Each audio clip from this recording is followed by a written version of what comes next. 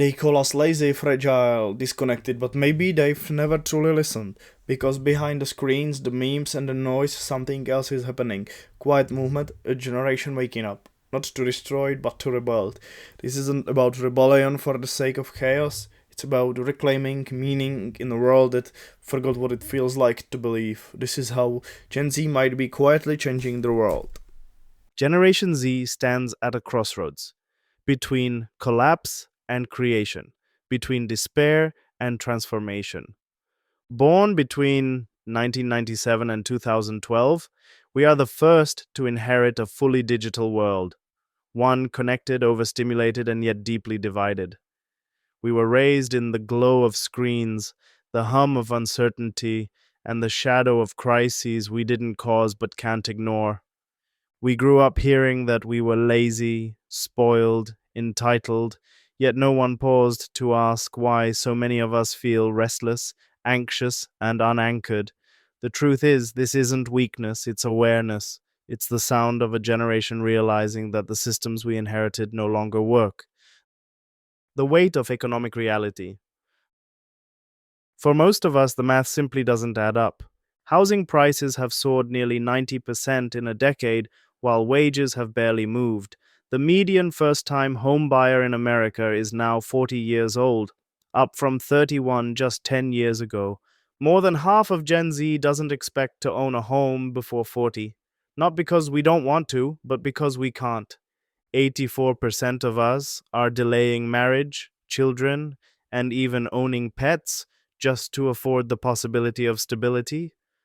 Over 1.5 million more adults under 35 now live with their parents compared to a decade ago. It's not a failure of ambition, it's a reflection of an economy where rent alone consumes half our income. We're told to save, to plan, to dream, but how do you dream when the future feels mathematically out of reach? And yet, we adapt. We share apartments, freelance, trade 9 to 5s for side hustles, build online businesses, and teach ourselves new skills at midnight. We aren't rejecting adulthood, we're reinventing it.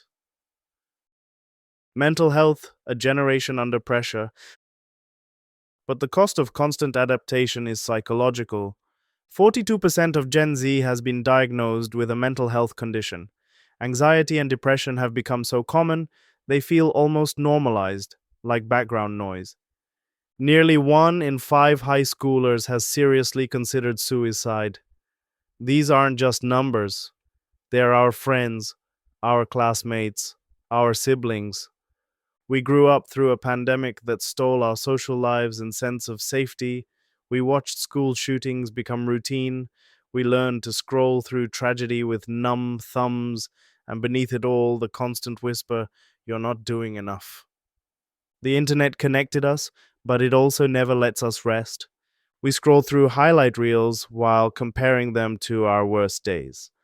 We've become experts at curating our image and amateurs at loving ourselves. And yet, despite it all, something inside us refuses to give up. We are the generation that talks about therapy openly. We normalize saying, "I'm not okay." We choose authenticity over performance because silence never saved anyone. Digital natives, global minds. We are the first generation to live online, not as visitors, but as natives. We don't log on to the internet, we live in it. From gaming lobbies to group chats, we've built a global consciousness that transcends borders. Our friends are from cities we've never visited. Our slang is multilingual. Our empathy is cross cultural. This constant exposure to the world's diversity has changed us. It's made us more open minded, more curious, and more skeptical of the narratives we're fed. We see propaganda on both sides. We detect bias instantly. We know when something is fake, not because we're cynical, but because we've seen everything. We're called chronically online, but maybe that's not an insult. Maybe it means we understand that what happens in one part of the world affects another. Maybe it means we're connected enough to care. A generation awakened. They said we're apathetic, but 70% of Gen Z is involved in social or political causes. We organize not through institutions, but through DMs and Discord servers. We protest through code, through art, through virality. We are 3 times more likely to say that business exists to serve people, not profit. We believe in diversity, inclusion, sustainability, not as buzzwords, but as non negotiables. We don't wait for permission to speak. We speak through our wallets, our votes, our videos, our memes.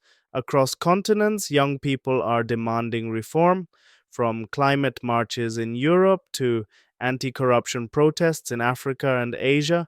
This is the silent revolution, not of violence, but of values, not of destruction, but of reconstruction.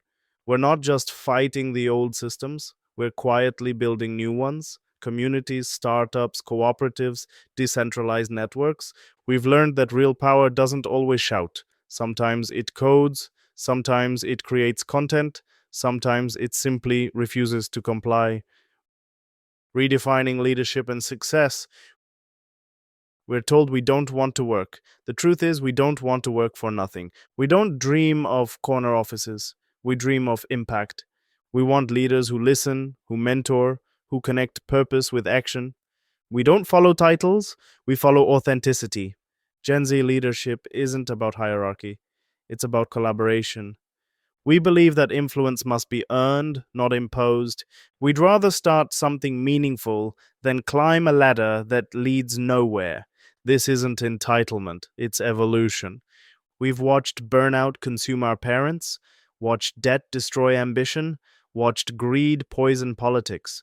So we're drawing a line, choosing purpose over prestige, mental health over overwork, and community over competition. Forging strength through adversity. There's an old saying: bad times create strong men create good times create weak men create bad times. If that's true, then these are the bad times creating strength. Our generation's adversity isn't just economic, it's spiritual. We are relearning how to believe in meaning, in responsibility, in each other. We're discovering that resilience is not denial of pain, but mastery of it. That purpose is not given, but chosen. Research shows that despite anxiety, Gen Z is also the most creative, adaptable, and resourceful generation ever measured. We multitask across worlds, physical and digital, emotional and rational. We process chaos, synthesize information, and find order in noise. That's not weakness, that's evolution under pressure. Carving out the world we desire. We didn't create this broken world, but we will fix it. Not overnight, not with slogans, but with sustained, quiet courage, by educating ourselves, by supporting leaders who value truth over power, by building companies that value impact over profit, by creating art, media, and technology that inspire rather than divide. We'll vote differently, spend differently, live differently.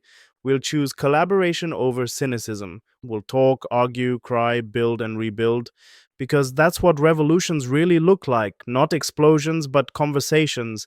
The world says Gen Z is lost, but maybe we're just beginning to be found. We are the generation that sees through illusion and still dares to dream. We are not weak, we are not naive, we are not finished. We are the beginning of something that hasn't yet been defined. We are not waiting for permission anymore. We are not asking to be understood. We are building, learning, and leading in silence if we must, but together. Because the revolution isn't coming, it's already here. This is how Gen Z might be quietly changing the world.